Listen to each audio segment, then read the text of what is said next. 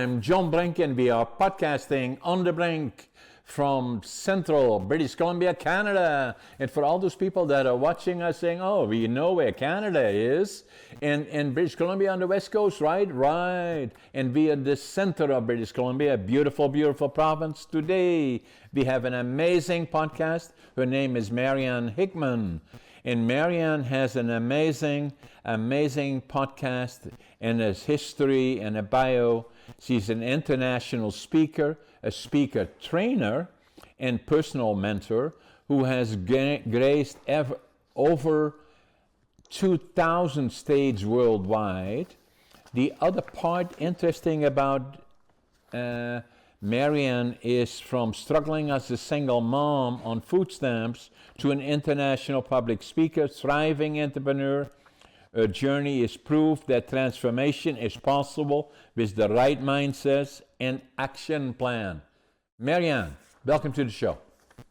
Thank you so much for having me. It's wonderful to get to spend some time with you.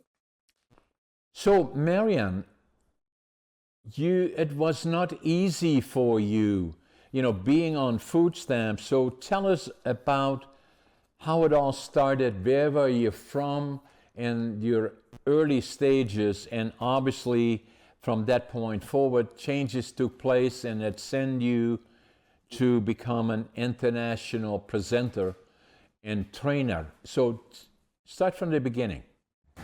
Well, in the beginning, there was Adam. Just kidding, not that far back. So I grew up in Denver, Colorado. The city has changed quite a bit from 40 years ago now, but beautiful part of the country. Moved to Utah about 20 years ago. Okay. But I have to give so much credit, and I don't know if I'll ever see this woman again or hear from her again, but she was my 7th grade English teacher. And Mrs. Wilson saw me in the middle of a crowd. I was the youngest of 10 kids, so I was used to being kind of invisible, but she noticed me and she said, Marianne, you should really enter this speaking competition. It's an Optimist speech competition for youth, and I want you to enter and sign up. And I didn't think anything of competitive speaking at the time. I thought competitive speaking was arguing. I didn't know that you could compete or debate or, anything like that. So I entered the competition and I won. And so I went to regionals and I won that. And then I went to state and I lost, which was actually so amazing and I don't say this with any level of ego, but when you win, you don't learn anything as much as you do when you lose. Exactly. Right? Yeah, exactly. So I went on from there and I promptly forgot about public speaking. It wasn't a career option for me. I didn't know anyone. Tony Robbins hadn't really, made any, this was 30 years ago. So Tony Robbins back then was Anthony Robbins. So we didn't have anyone as really an example of someone who had taken public speaking and made a career out of it. So I forgot about it. Yeah. I paid for tuition for college. I got married. I was $100,000 in the hole. And that's when things started to get real because I thought, like many people, that you kind of just figured it out when you became an adult. It came with the territory, in other words. And I learned the hard way it didn't. It didn't come with the territory. It took a lot of hard work. So then what happened is that when did it all kind of come back and the whole history and your early grades and teacher Wilson came back to mind and public speaking? Well, this was a moment where I remember trying to balance my checkbook. In fact, I have them on my desk. They're right here. You can see, if you have a video, you'll see that I'm showing my old checkbooks that I used to balance. I keep them on my desk to kind of remind me. You can see a lot of whiteout on there, a lot of negative statements on there, because balancing my checkbook was something I did every day and I watched every penny, and it was exceptionally hard because I was now 5 kids deep and my children are my pride and joy. Absolutely. They come with a lot of trial and a lot, just like we did for our parents, and a lot of expenses and a lot of responsibility. And I felt the weight of that. I felt the weight of this responsibility as I was robbing Peter to pay Paul financially. I couldn't make ends meet. I applied for food stamps. I was grateful for the program. I got it. I applied for other government assistance and I got it. And I realized as I was at the checkout stand, kind of timidly paying for my food with the taxes of the person behind me, I realized with a huge amount of embarrassment that this system was not built for us to exit the system. The government welfare system, I was grateful for it at the time. I don't want to shame anybody that's on it now, but it's not built for you to escape it. It's built to make you keep using it. Exactly. Which it's a terrible downward spiral. And so as I started to look around and say, how do I graduate from this? Because you have to make a phenomenal jump to graduate welfare. You have to 2x your income. You have to double or maybe even triple your income in order to continue to be able to provide when you lose the benefits. Exactly. So I started going to seminar, after seminar after seminar, and my brother recommended this one and my sister recommended this one. And I just became an event junkie for all these people. Now I have to say, a lot of the people on stage talk the talk, but they don't walk the walk. And it took a lot of exposure for me to be able to pick out who could and who couldn't. But I remember sitting at an event and there was probably 700 people there. I was in the back of the room. And the speaker at the front of the room gave the call to action, the offer, the product, and most of the room, I would say over half of the room, got up and walked to the back, and I watched them because I wanted to swipe my card for the thing that they were buying and I couldn't. And I watched as 350 people swiped their credit card for a $300 product. And I thought to myself, for a product I wanted that I couldn't buy, this person on stage just made $500,000 or more, just like that. And it looked like just like that to me because I'm sitting in the back of the room, but it came after years of honing his craft and developing a product and creating something that people could buy. And I thought, if he can do that, what's to stop me from doing that? And that's when I remember Mrs. Wilson. I said, I've spoken before. I've been speaking since I was 3. My church puts kids on stage. That's a great gift. I wonder if I can do that. So I became a student of speaking as a business in a huge different level of authenticity because I didn't want to be one of the other scam artists out there. I didn't even want to be affiliated with them. It was kind of a weird territory to be in because you have real people actually making a difference here. And you have the scam artists who are using the same tools over here. And I have to say, I wanted to be in this lane. I wanted to be helping people so much that money was a byproduct, not the goal. Yeah. And so how did you already had the ability to present, which is not easy, and you refer to that in your bio, and I know as well because I am a presenter as well and a speaker, is that the fear of speaking exceeds the fear of death for a lot of people. Yes, how did you get from anxiety to create self-confidence to get onto that stage and look around the room? There may be 600, 700, 800, 900 people, and they are watching you in terms of presenting, hey, Marianne, do it. And all of a sudden, how did you get from Mrs. Wilson to being successful in the regional and the school, and then this and that, and then all of a sudden failed or didn't become successful in your mind, and then went another direction, and then came back to Mrs. Wilson and no, you can as well. So how did you get there? It's the same answer to the question of how do you compete in bodybuilding. It's the same thing. We have to get the reps in. I did a competition a couple of years ago where it's right after I had my 6th baby, where I put the work in and I ate the right meals and I did the lifting and I did the workouts and I then purged all my water from my body, got on stage and competed in a bikini competition because I wanted to be able to touch that. Now, if you're talking about health, it's not a picture of health, but if you're talking about discipline, it's the same thing. If you want strong muscles, you have to spend a lot of time at the gym. If you want to be a good speaker, we have to spend a lot of, see, there it is. Exactly. I knew you'd get this. So it's a book that I wrote. It's my 5th book. I'm working on my 6th one as well. But this is Living Young, Dying Old is the book. And it's not about age. I actually next week, November the 1st, I'm going to be 85 years young.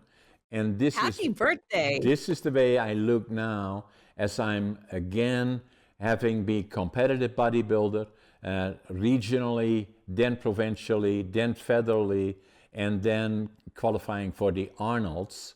And then COVID came. And now again, getting ready to compete again at 86 in the Arnolds next year. So, but this is a picture of me now and saying 85 years young, and it's not age, and what is important about it is quality of life first and foremost, you know. That's the fountain of youth right there. We could do a whole podcast on fitness and bodybuilding and weightlifting. Yeah. And we will do that too at some point.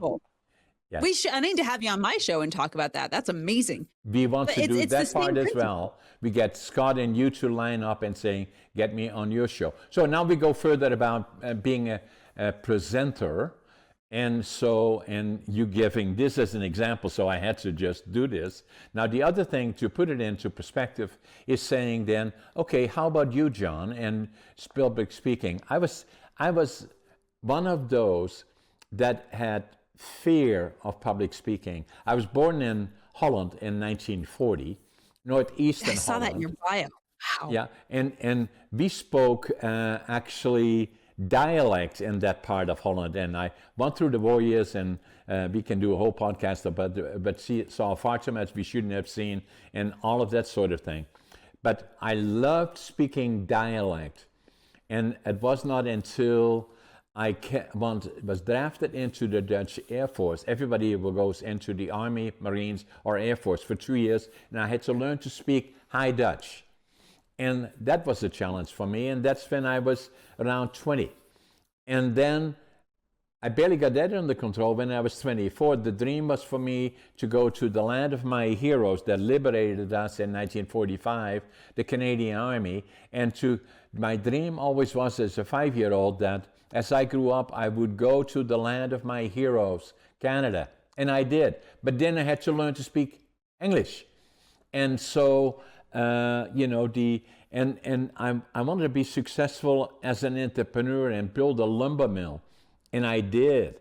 And all of those things. But the challenge for me, right up to the time that I was 50, was that I didn't have the self-confidence. Who am I was always a question for me. And so I was okay interacting with 2 or 3 employees of my companies, and I already had several companies, and a lot of people said, yeah, you're so successful, blah, blah, blah. I didn't feel that way. And so then one day somebody came to me and said, hey, John, why don't you go with me to Toastmasters? I said, Toastmasters? What is that? It's about communication skills. And I said, okay. So are they going to ask me any questions? He said, no, you just sit there and watch it, and if you like it, you join them, I said, okay. So as long as they don't ask questions. No, you don't ask questions. So halfway through the meeting, all of a sudden somebody said, hey, John, tell us all about yourself. I said, oh my God, I'll never go back here. But I did. Of all the people that I've seen with challenges, self-confidence, and speaking skills, I've seen the examples of the worst cases. I was probably, of the thousands that I've seen joining Toastmasters in particular, I could have crawled out of my hands and knees not to go back. But I did. And even the second and third time, I could have crawled out of that, but I stayed the course. And I stayed there for 10 years, and I became a distinguished Toastmaster, which is the highest level of Toastmaster. Now, for the people watching us, you're familiar with it, I'm sure, but Toastmasters is an organization. They say it's probably 10, 20, 30 million people have had part of Toastmasters in some form, mainly North America, but also in Europe and other places. What is it all about? First and foremost, what makes a good communicator is become a good listener. Second one is to be able to articulate thoughts in your mind on your feet and responses. The third one is, in my mind, evaluating others in a positive way, seeing area of quality, and then lastly, room for improvement, but then again, giving encouragement. And then the very last one is becoming a speaker and presenter and putting presentations together. So I did that, and I became then a distinguished Toastmaster, and I'm proud of that. It changed my life. Absolutely. And that's the beautiful thing. That last line of "it changed my life." Communication does this for us, whether it's public speaking or whether it's doing a podcast. We communicate every day. We communicate with the drivers that are next to us on the road. We communicate with our spouse. We communicate with our colleagues, with our employees, with our employers, with our children. Communication is then expounded when, yes, you bring it to the stage, because now you're one to many, but it's no different. It's the exact same thing. It's the ability to articulate. It's the ability to communicate clearly. And the value of communication was really made manifest to me by watching my dad. My father was a pilot. His father was a pilot in World War II. He flew in the South Pacific. And I remember there's so many stories of watching my dad fly. I remember one story in particular where he was flying and my uncle was flying co-pilot with him. And they were doing a series of touch and goes. And for those of you that are in the aviation world, a touch and go is when you're flying in, you touch the runway and then you go around again. And it's just to practice your landing skills, and you have really pretty good conditions. My dad was flying in an airplane with retractable landing gear. Now, when you are coming in for a landing as a pilot, now I've been trained as a pilot. I haven't got my license yet. I'm a student, but I've flown lots of times. There's a procedure for coming in for a landing. It's the most important 100 feet of the entire flight. You can mess up everywhere else, but if you mess up on the landing, you're toast, right? As my dad was coming in, he checked his controls. He looked out the mirror of his plane to see the landing gear, and he said aloud, "landing gear down." Now, if you read Malcolm Gladwell's book, Outliers, you'll understand why pilots speak this way and why they communicate out loud. My uncle is a co-pilot, checked the same control panel, looked out the window at the same landing gear, and he turned to my dad and said, "Dave, your landing gear is up. It is not down." My dad looked out the window again, checked the controls again. He said, "No, my landing gear is down." My uncle, now thinking he's going crazy, looks out the window, does not see a tire, looks at the landing gear and touches the panel. He said, "Dave, your landing gear is up." At the last moment, my dad looked down and experienced what we call change blindness. He was blind to the change because he was so used to seeing the landing gear down that his brain painted a picture of a wheel there, and his brain painted a picture of the control panel with indicators there. Yeah. At the last minute, he put the landing gear down, saved the plane. Yeah. Now, this happened before I In was their born. lives, potentially. And I'm a Not just pilot. his, but mine. Yeah, exactly. I wasn't born yet. Yeah, you would not have been here. And so I'm a pilot. I've been a pilot since 1967. And so I know, and being a pilot, very, very interesting that you make references to your dad and your uncle as well. So, but his meticulous in terms of communicating skills as a pilot with the air traffic control or other pilots or your co-pilot is very, very important. And, so interesting that you bring it up. Yeah, I'm glad that you get me. I think there needs to be a support group for people who work with pilots, because you and I communicate in a very next level way compared to the person who doesn't have experience for this. I remember I was flying with my brother to Idaho, and he put a pair of fog glasses on me so that I would kind of practice losing focus, right? Yeah. You know what I'm talking about. Yeah. And I started to drift. I got 1 degree off and then 1.5 degrees off of our course. And he said, "Hey, Marianne, we need to come back on course." And I said, "Oh, you're right." And then I drifted again. And I was like, you know what? I need to take a break. I need to hand over the flight controls. Now, here's the thing that overlaps with pilots and communicators in front of audiences. First and foremost, When you communicate, it is for the benefit of your audience. When you fly a plane, it is for the benefit of your passengers, yourself included. Yeah. It's not for us anymore. No. It's for them. Yes. The second thing that happens in this, when we're teaching from the stage, it is our responsibility as the orator, it is our responsibility as the communicator to make sure that our audience understands us. Exactly. If we don't pause to make sure that they're understanding, then what's the point of talking?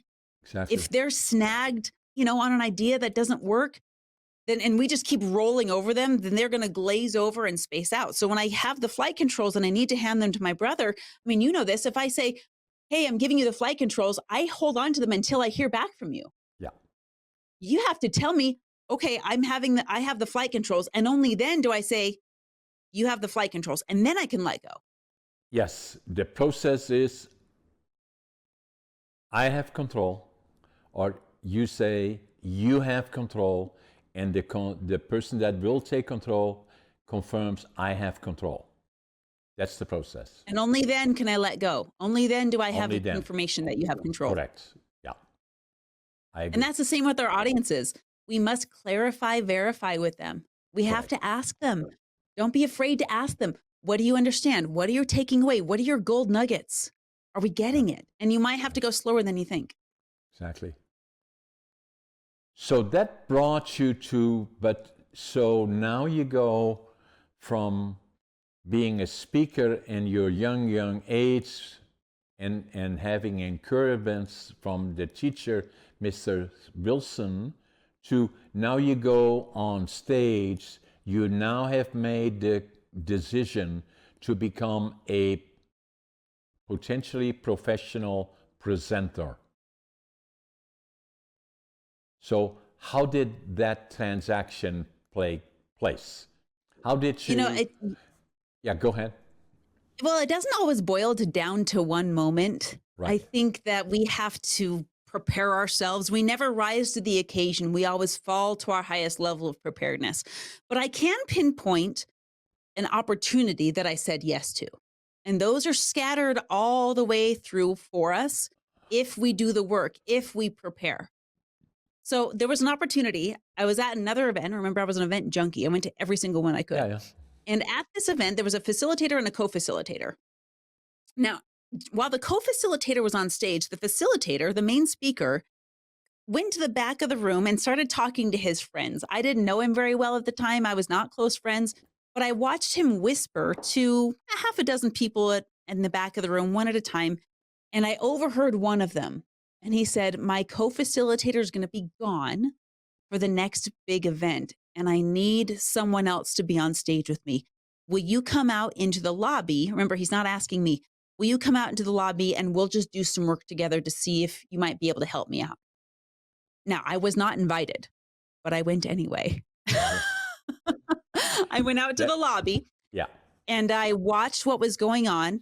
And it was just, people taking turns, people taking their turn speaking for 2 minutes, kind of an audition of sorts. Right. And so I just took a turn. I was just there. I said yes, and I took a turn. And the very next event that this facilitator put on, I was now emceeing it. And that continued for 4 years. I was emceeing that event, and I would MC the next event, and I would speak and MC at the next event.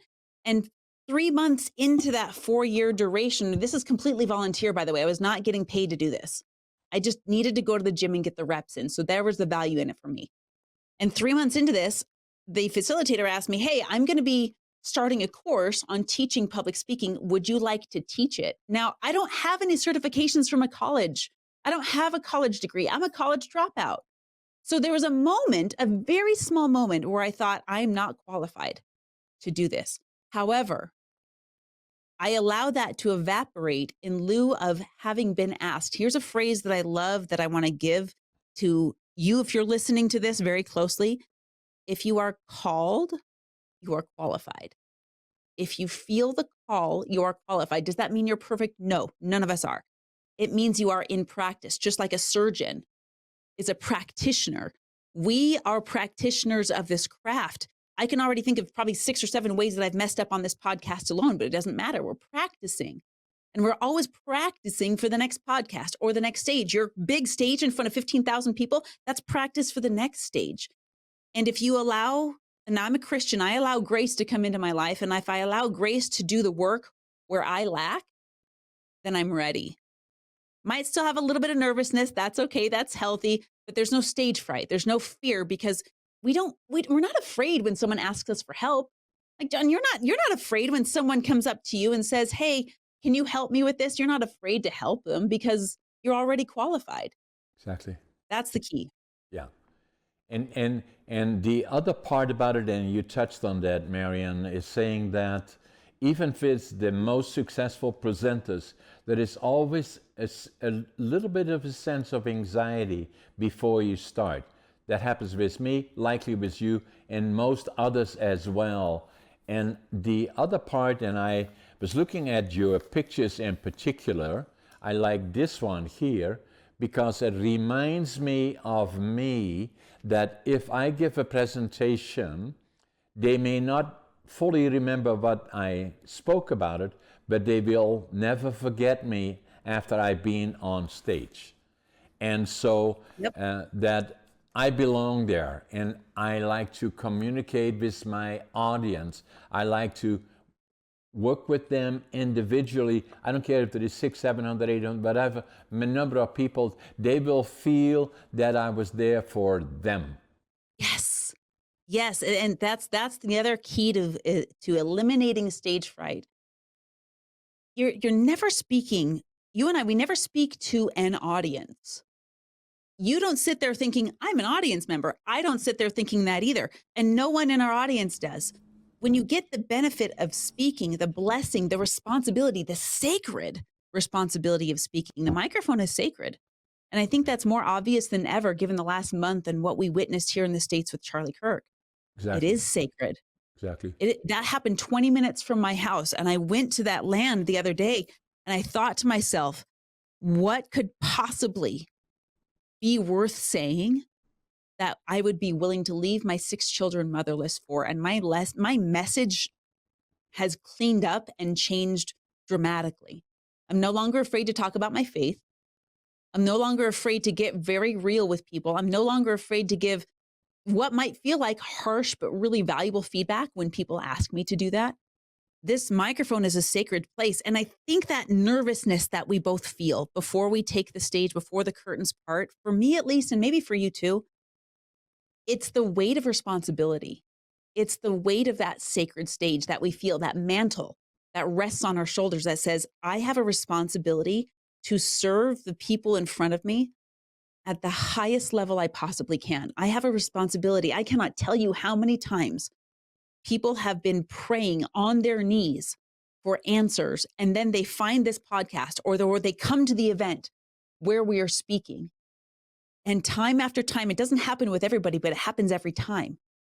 People come up to me and say, this was what I needed today. This was what I prayed for last night. Mothers have come up to me and said, what you said changed my son's life. He's here today because of you. Oh, speaking of sons, my little boy just joined me. Come here, buddy. I don't think Daddy knows where you are right now. Hi, sweetheart. What's his name? This is Jerem, and this is the reason why I do all of this. Jeremy? These videos, Jerem. Jerem. Hi, Jerem. So I'm going to text my husband and see if he can get help. You have 6 children? Yes, and they are the best. They are the coolest people. Yeah. I love it. You know, so give us their names. Is he the youngest? He is. He's 2.5. Well, he'll be 3 actually in December. So that's Jerem. My oldest is almost 20. Did you get a candy? Oh, I'm okay, thanks. My oldest is almost 20. Her name is Jalen. And I've got Sienna. She's becoming a voice actress. That's what she wants to do. Addie is in color guard and absolutely killing it. David just took up skateboarding and he's loving that. See you later, buddy. Love you. He loves the podcast studio. Yeah. And then I've got Charlie, and she's just about graduating from horseback riding. So it's an honor to raise them. Oh, so horse riding, what's she riding? Dressage or jumping? Well, I don't know yet. She's only 10, so she's barely getting used to the animals and getting on it. I love the dressage, but there's a new sport. I'm going to see if I can get the name of it right. Maybe you know what it is. It's where you have a horse rider and then you have someone skiing. I think it's skijoring. Is that Oh, the right word for I've it? never heard of it. So It's both insane. so both my wife and myself, we have 7 horses, and both my wife and myself ride English dressage. No way. John, Yeah. how did we not know each other before? We got the pilot thing, the speaking thing, the horse. I need to come visit you. Yes, for sure. And then we have a place in Utah is familiar to us. We have a place, although I'm in central British Columbia in Prince George, 500 miles or 800 kilometers north of Vancouver. We also Okay. have a place in Victoria or Vancouver Island. And Yeah. and that's where we have a riding arena and a number of other things, So, yeah. So Oh my gosh. Okay, I need to plan a visit for next summer. I don't know if I'm ready for Canadian winters yet. yeah, it's not too Special bad. breed. Yeah. So now we have to get back to where we were because so we were talking about presenting and getting to the point of presenting. And so the point that I was going to make is that you have an obligation to share with others your experience. And I feel the same in terms of public speaking that I do. I'm also an author. I do the same. The last one that I did is this one came out July the 31st, is Billionaire. Is that a mustache on that cover? That looks awesome. Yes, it's about communication skills. So the reason that I called it Billionaire is because all of them that I refer to, 6 or 7 of them, the reason that they were successful is likely because they were already good communicators, but in more of the other cases, they had to acquire the ability to become good presenters. That means communication skills. And one of the most important things in life is that how do you become a good communicator, because it's critically important in all the things that you do, in relationships that you have, in jobs that you're pursuing, careers that you're pursuing throughout life. Communication skills are critically important and are not well taught by and large as you go through the educational system, right up to universities from my perspective. And so if I look at it from my perspective, is that is what I'm doing in terms of podcasting as well. For presenting, for me, I still do presenting, but not as much as I did before, because a lot of time for me it takes 2 days. If I go into the States or Canada, it takes 2 days. Where about 3-4 years ago, I became involved in first blogging on a community level, then started working with a local television station here, and and then COVID came, and we couldn't do that anymore. And so I had this apartment here and said, well, let's have a studio of our own. And then we did again local celebrities, but we were running out of, with all due respect, we have a lot of them here, but candidates. And so we started to look at Potmatch. And so we started bringing in people from around the world. And so here we are, Marianne, you from Utah, me from central British Columbia. And as we are communicating and sharing so many of our lives and things that we have in similarity, we've never met before other than through our bios, is that at the same time we know that potentially millions of people could be watching us from around the world. And so very, very powerful in terms of getting the message out to the public in general globally, because the issues that we share are global issues. Absolutely. Well, it makes me think of the Bible story of the Tower of Babel. Now, this one you can look it up. You can research the scriptures. I don't know them offhand, but there's an account of the Tower of Babel when people are trying to build a tower so high that it reaches God, and God's not happy about it. He said, "This is you're missing the point, kids. Like, come on now."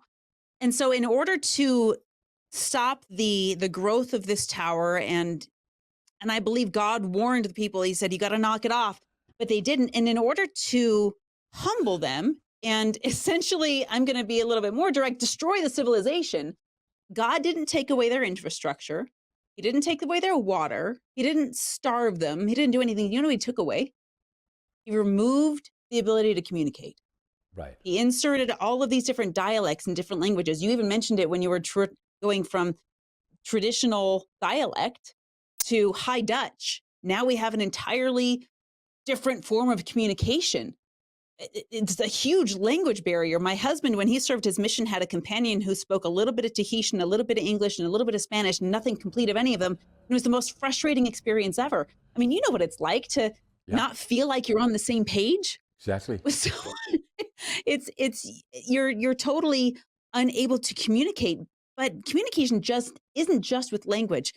In fact, some of the deepest communication I've had is with a small group of children in a remote village somewhere in Kenya. I don't even know where we were. It didn't have a name on the map, but we went to church together.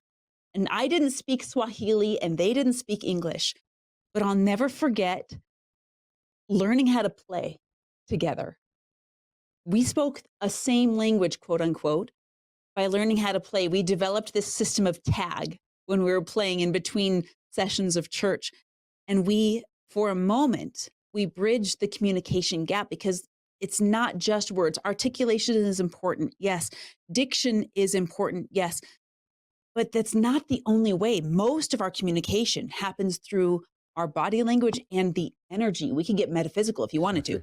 The energy that we listen to and we receive from one another. When you say the first step in becoming a good communicator is to listen, correct. It's not just with your ears. We listen loudly with our entire bodies. We pay attention to the way our gut feels when we're around other people. And Dan Clark, a Speaker Hall of Fame, he said this phrase that I'll never forget. He said, "You want to be the kind of person that when people are around you, they find themselves saying, 'I like myself better when I'm with you and I want to be with you again.'" Exactly. Very, very, very, very wise words.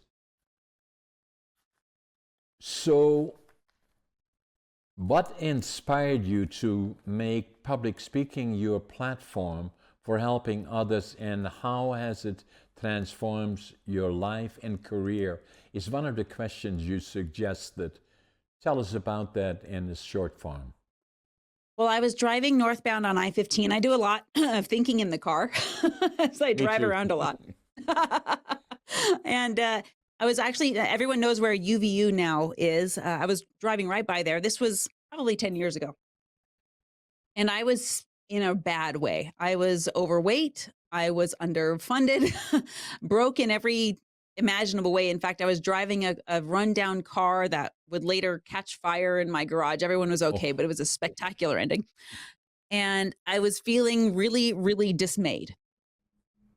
And I pictured myself, I said, no one else is in the car with me. I have a small moment where I don't have my spouse, I don't have my kids. It's just me and the road and my own thoughts. And so I know that I don't always go down good roads left to my own devices. So I invited God to sit with me in the car. And I said, listen, this isn't working. I'm on welfare and you're telling me that I'm supposed to experience all the joys and creations that you have for me. Well, I'm just not seeing it. I'm a good person. At the time, I was staring divorce in the face. No one gets married planning to get divorced. No. And that's what was happening. Yeah. I'm getting divorced. I've got 5 kids to take care of. I'm about to become a single mother. I'm on food stamps. And I'm seeing all of these other people be super successful and people that are good. But you know what I'm also seeing? I'm seeing rotten, dirty, no good scoundrels, pure evil. with plenty of funding. What's that all about?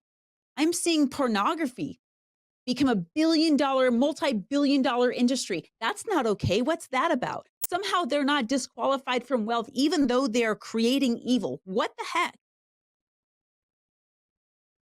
And so as God's sitting there in my mind right next to me, I'm remembering that he doesn't remove our ability to choose. That's staying with us. And I'm also remembering, again, back to communication. I'm remembering how he said, by your word, your world is created. God spoke and let there be light, and suddenly there was light. God said, let the matter be gathered together, and the matter obeyed. And so it made me question my words a little bit. It made me question what I was saying a little bit. I kept saying all of these present tense things. I'm overweight. I'm about to become a single mom, and all of these things. And yes, they're technically true, but they don't bring an energy with it that I really, really want. And so I listened, and I had this idea pop into my head that said, what if we just pretended for a minute? And I want everyone to try this on. What if we just pretended for a minute that you have already, quote unquote, arrived? You've already done it. You've already made it. What would that look like? And as I'm driving there, I'm thinking in my head, okay, if I open my phone and go to my banking app, what number would I want to see in the account? What kind of marriage do I want to have? What kind of body, what kind of fitness do I want to have? And as I tried all these thoughts on, I didn't put it in future tense. I said it as if I was like telling the truth in advance. Some people call that lying. I call it manifesting. Yeah. Telling the truth in advance. And all of these thoughts came, and tears started to stream down my face because I was just practicing the way it felt. I was practicing the way it felt to not feel so financially strapped. I was practicing the way it felt to raise a family that I wanted to in a way that I wanted to. I was practicing the way it felt to drive a car that wasn't breaking down all the time. And it just, I became overwhelmed. And this thought of, I did it, played over and over and over in my head. And then God asked me a very powerful question. And he asked me, now what? The question is, what would we be doing with our lives if we already had everything we wanted? And if that thing is different from what we're doing today before we go to bed, we've just created a big gap between everything that we want and everything that we're currently experiencing. The best way I have found to close that gap from food stamps to, six-figure income or being paid to speak, and the best way that I have found to close the gap between being out of shape and overweight is to do what I would be doing if I was already there. What would I be doing if I had gotten the big stage that I'm hoping for? I would do more podcasts. You know what? Here we are. What would I be doing if I had already gotten that big speaker fee? Well, you know what? I would probably be looking for some vacation spots to take my family. You know what? You can shop for those today. You can plan your vacation before your bank account catches up. Exactly. If you're listening to this and there's something that you've wanted for a long time, ask yourself, what would you do the day after you got it? And try doing that before you go to bed. Exactly. So that's the direction. So what does somebody do that are afraid of making those moves because of they are not ready? Or what is it? I don't know of anyone that's ever been ready. I wasn't ready to have kids. Now I have 6. I still mess up. I wasn't ready to fly. The first time when you get in the airplane, right? And when my first flight lesson, when they had the flight controls, my brother said, he's my flight instructor. He said, now put yourself in a stall. What? You want me to endanger myself right now? Well, yeah, that's how you get out of it. So the way to get ready is to act before you are. That's how you get ready. That I wasn't ready to hop on this stage and do a bodybuilding competition, but before I had even lost the weight, I was practicing the posing. Yeah. I was practicing getting the muscle memory because, again, we never, as human beings, it violates the laws of entropy. It violates the laws of physics to wait until we're ready. Because the law of entropy says without work, we break down. So in my best experiences, now, again, I'm a practitioner. I'm not a perfection person. None of us are perfect at this, but we're all acting as if And that's what faith is. Faith is saying, I am going to take a step even if I don't know the ground is underneath my foot. Exactly. So what do you believe stages are such a powerful tool for amplifying a message and growing a brand? But you can't do it without it. I remember I was at a conference. I had a student that was asked to speak at Ryan Pineda's conference. He's a big real estate guy out of Arizona. It was a bigger conference, about 1,500 people. And as my student was there, I went to the conference to kind of be backstage with them and say, okay, remember this, and then forget everything and go out there and make a difference. Well, I went to lunch with the whole group and all the VIPs. And when they said, hey, we're going to put Ryan on the microphone and we're going to do a standing Q&A, I was like, perfect. I'm going to ask him the same question because I'm curious. Now, this guy made a name for him in real estate, right? A lot of people have, especially since interest rates were so low. It wasn't hard. Anyway, so I went to ask this guy a question and I said, listen, you were in the real estate market for so long. This event, we have prayed together. We have worshiped together. We haven't done a lick of real estate at all. Not one. I know we're getting there, but we haven't done anything. What made you leave real estate? Well, he hasn't left real estate, but what made you leave that as a primary and go into speaking as a primary with real estate on the side? You're not stopping that, but what made you get this on the stage? And what he said has so much meaning. He said, nobody can buy from you if they don't know who you are. And we're not just talking about real estate programs here. We're talking about ideas. Yeah. Nobody will enroll in the idea. Nobody will listen to you if they don't know who you are, if we haven't had some time together, if we haven't built some trust together. Anyone who has made any kind of a difference in the world for good or for evil has been willing to speak publicly about it. So this was amazing podcast, and we have so much more to share together. So I want you to talk to Scott and set us up for another podcast on your podcast. And at the same time, while we are closing this one, it's an amazing conversation, and I love it. And for all the people watching us from around the world, subscribe to our podcast. Share it with others, like it, or give us suggestions. Maybe in closing, have you got a contact information for your, maybe that you can share with our guests watching us from around the world before we go? Absolutely. I love to connect with people. So I love giving out my phone number. Just message me. Let's talk. It's 801. It's the United States, 801-509-5495. But I have something else to give to the listeners, if it's okay with you, John. Yeah. So I have a list of over 1,000 podcasts. And this is where I want you to start. You don't have to pay for anything to do this. I want you to just start getting the reps in. I want you to go to the Verbal Gym, start getting on podcasts if your message matters that much. If you go to mariannehickman.com/guest, I'll give you the list. It's over 1,000 shows. All of the links to apply are included. None of them they promised, none of them charge. If I find out differently, I'll take them off the list. But I want you to start getting your message out there if you find that it's ready to go, even before it's ready to go. I love it, Marianne. Thanks again. Let's make sure we stay in touch. And this podcast will be released in 2 hours. Unedited. Wonderful. That's what we do. I love it. I'll push it out to my people because I want them to meet you. Thanks, Marianne. Take care. Thank you so much, John. Take care. Bye-bye.